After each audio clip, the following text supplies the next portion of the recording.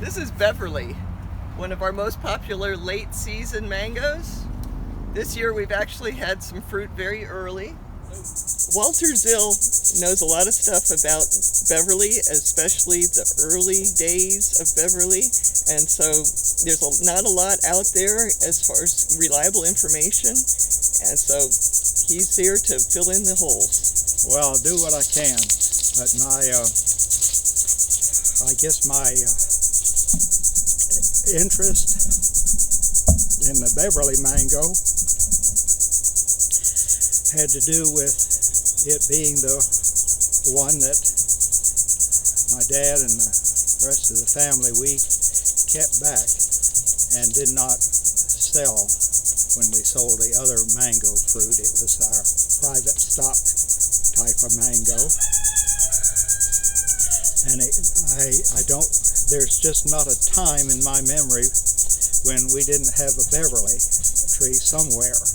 Beverly was the one that we had last. What made it easy for me to remember that and associate good thoughts with it was after the mango season that Dad would occasionally go fishing down in the Florida Keys and take us fishing down there. Well, one year, as we were getting ready to go, and it was in October, to give you an idea of the lateness of the season, he said, they've got us a quarantine to keep fruit from going beyond Dade County and north of Palm Beach, but where we're going is down in Monroe County, and he says there's a roadblock there where they check to see if any fruit are being carried down there. Well, at that time Dad was using a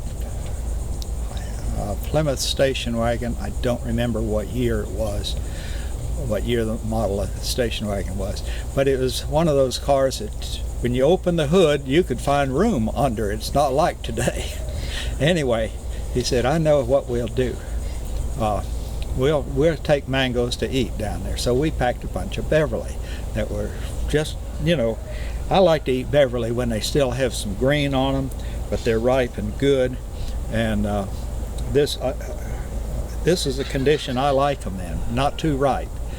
Anyway, we put them in the car, and as we got to Florida City, we knew the roadblock was just ahead of us, not too far, and he pulled off on some little side road where we wouldn't be seen, and he raised the hood of the car and he put the box of mangoes under the hood of the car next to the engine.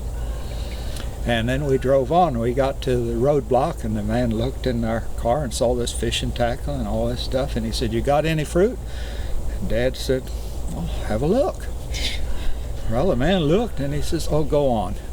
So we went on, and shortly got out of sight. We took them out from under the hood and put them in our cooler and enjoyed them. So I mean, that's one way to get a nice mango memory. It's a strange thing, and this has nothing to do, and I tell you, this is a very subjective subject with me, but I've learned in recent years that this mango variety was my grandmother's favorite. I mean, where did it came from? And I don't know. I understood that from the Wikipedia, from someone told me that it was, or Chris told me that it credits the Zill family for selecting it. Well, that would be definitely referring to Lawrence Zill, who would be the one who would have selected it.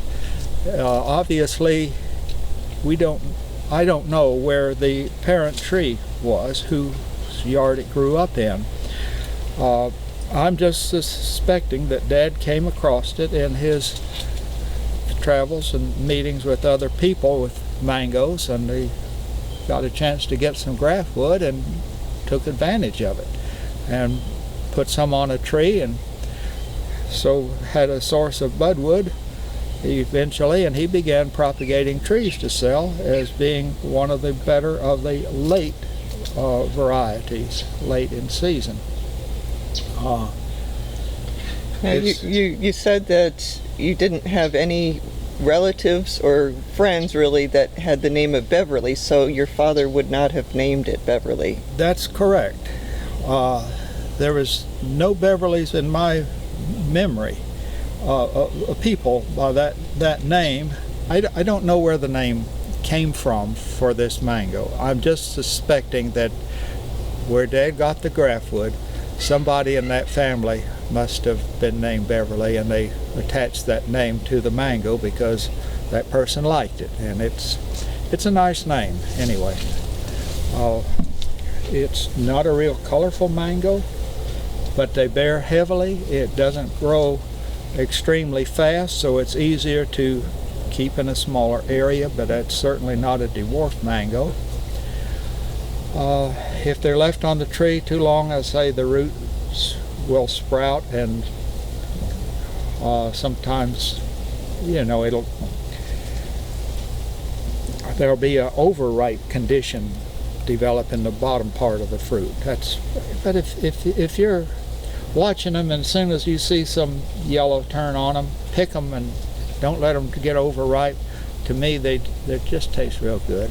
My wife tells me that she knows good and well I cannot get along without having a Beverly mango tree. But there's plenty of other people that can live without it. And there are other very good mangoes, but that may give you a little idea of how I value the Beverly mango. It just has a taste to my taste buds that I don't find in any other mango. Mr. Lawrence Zill probably came across Beverly in the late 1930s or early 1940s. Details of exactly where Beverly was found or who it was named after are not known. Zill Nursery began selling Beverly trees in the late 1940s. Pedigree analysis in 2005 indicated that Cushman might be one of the parents of Beverly. Beverly is reliable and productive. It's a moderately vigorous small to medium mango tree with good disease resistance. Its branches tend to sprawl, and its leaves and fruit are somewhat susceptible to anthracnose.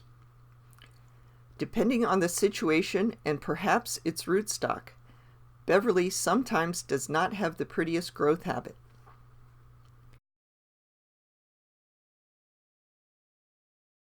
We didn't use it to ship commercially because it's hard to know when to pick them.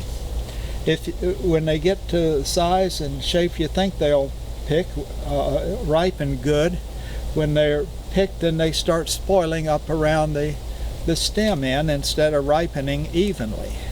So we didn't want to send fruit that were going to spoil.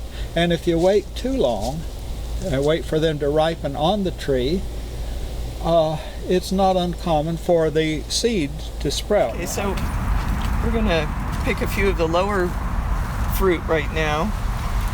What I'm looking for is brown stems and full fruit. This one, even though it's small, is ready to pick. It's not going to grow much more than this, if at all, because the fruit is very full and the skin is stretched over the fruit. So I'll just cut this one off.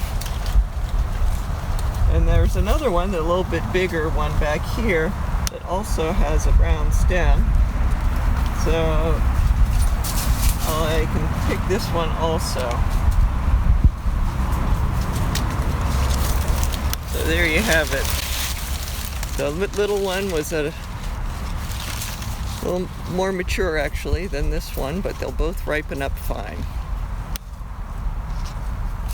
It's sort of the end of the season for Beverly, so we're going to pick a few of these fruit. What I'm looking for are full fruit, the skin sort of stretched. The coloring doesn't matter as much because if it's in the sun, it's going to turn yellow. But the brown stem is also a very good indicator, and in some situations you can see some sap beads on the fruit. So that's what I'm going for.